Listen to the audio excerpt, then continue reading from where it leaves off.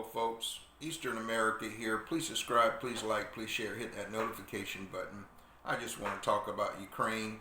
Today is February 2026. Yes, February 26th. It's Saturday. Yeah. And the Russians are invading Ukraine. I think we have a moral obligation. I support my commander in chief. I voted for him. I'm a Democrat, and if I was president, in all due respect, or at least the chairman of the Joint Chiefs of Staff, I would recommend. If I was president, I would right now.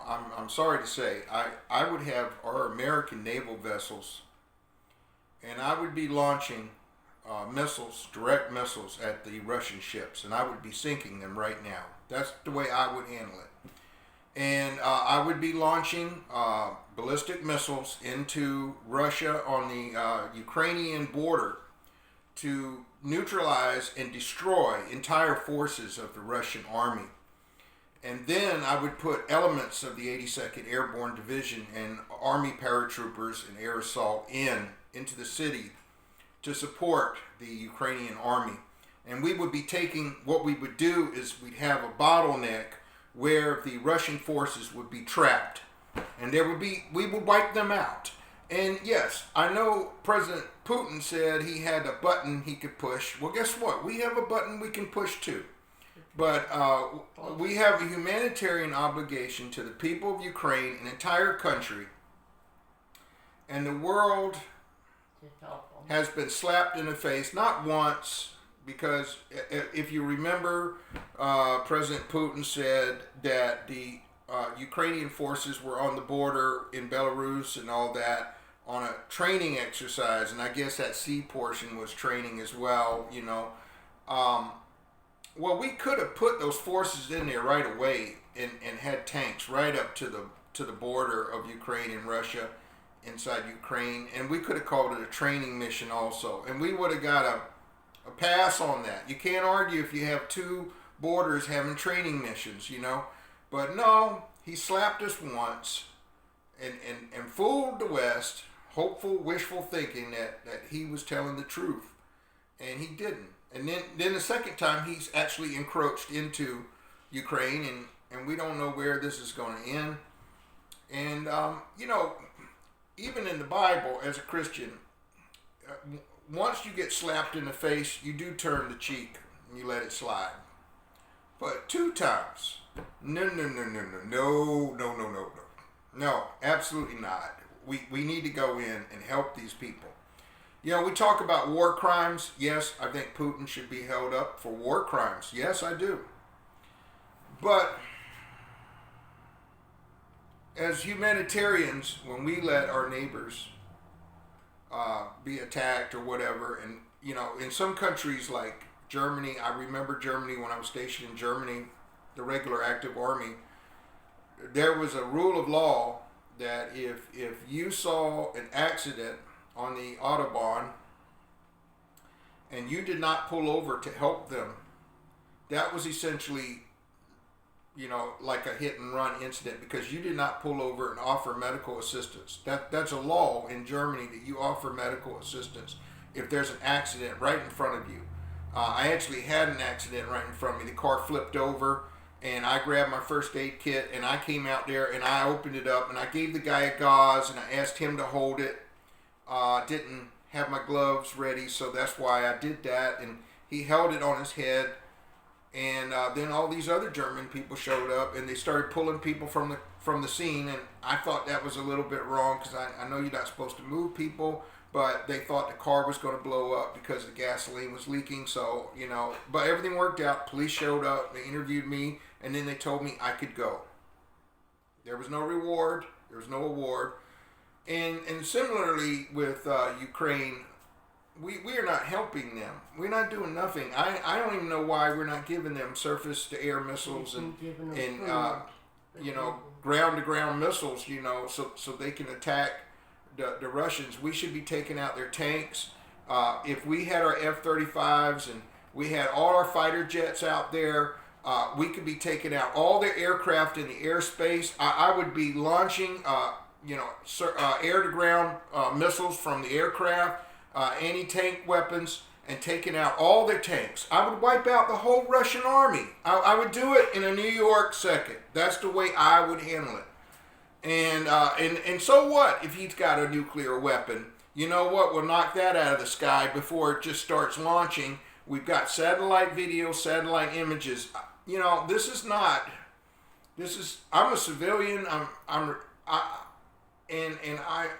not saying anything bad about my leaders in my military. I support them, and I'm just saying I want to apologize for the United States of America. I want to say sorry that we somehow don't have the oomph in us as far as the higher brackets, and I just want to apologize for my country. Just to know, I want to say I'm sorry, because this is very frustrating to watch and not be helping other people.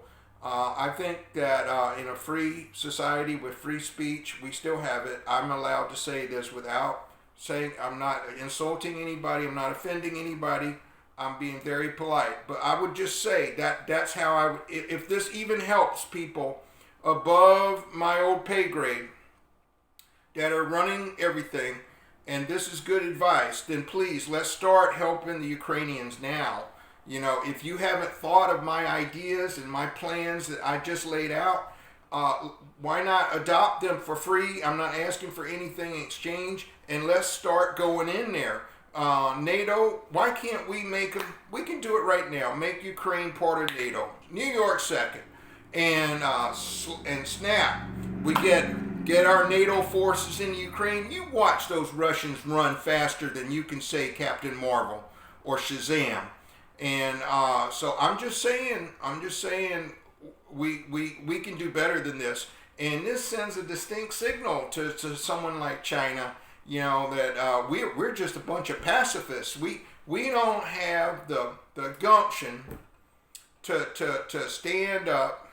You know, if you're on say you're in a playground and you're just a child, and there are like 10 children, and there's one bully, and he's beating up one of the other children, and there's no teacher around or whatever, are all those little children going to sit there and let the bully beat the hell out of the little kid? Or can they collaborate and go and start whooping that bully and taking care of the bully? I mean, that's the way I was raised. You know, we help each other, and now our world is coming closer together than ever, particularly with the pandemic. And you know, if we don't have the gumption, and I'm being polite, I could use other language, but I'm not going to say anything that's inappropriate or sounds, you know, inappropriate. But we need to have the gumption to do the right thing. You know, there's an old saying that I recall from my childhood: take the hard right over the easy wrong. Sometimes you don't want to do things, but you know what? You got to do the right thing. And somehow things are really looking pretty bad, and it'll be a shame if this dictator, President Putin, and I'm not disrespecting President Putin. I would love to go to Russia someday as a tourist. So I'm not really saying anything bad about the Russians either, the Russian army or the Russian people. I think everybody's great. I think this is just a misdirected and completely out of control situation that it's not too late to correct. If I was President Putin, I'm just saying hypothetical, I would withdraw my forces and I would apologize and say I made a mistake. People make mistakes. Let's get out of there. If you're Russian, let's get Russian military out of there. And I'm just saying, this sanction thing needs to be like yesterday. It cannot be something that's going to last a month and you know, no. And I'm sorry, there's got to be reparations. Got to be reparations for the damages, the death tolls that have happened. Russia needs to pay. And this world cannot let him get away with not paying reparations. And again, you know, if I was on the Russian side, I would make the reparations and I would apologize. And I don't know how far you can apologize when you kill people, but particularly innocent people. But I think even the Ukrainian military are innocent. They didn't ask for an invasion. So there's a lot that needs to be done. And the longer we wait and we don't do anything, the rougher it gets. And this is not cool. It's not cool. Okay, Eastern America here. Please subscribe, please like, please share, hit that notification button. And thank you very much for tuning in. And I appreciate all my subscribers. And I'd be interested in hearing from your comments, whatever you want to say. I'm down with everything. If you don't agree with me, that's fine. You know, I'd love to see your comments in the comment section. And again, please share. Thank you. Goodbye.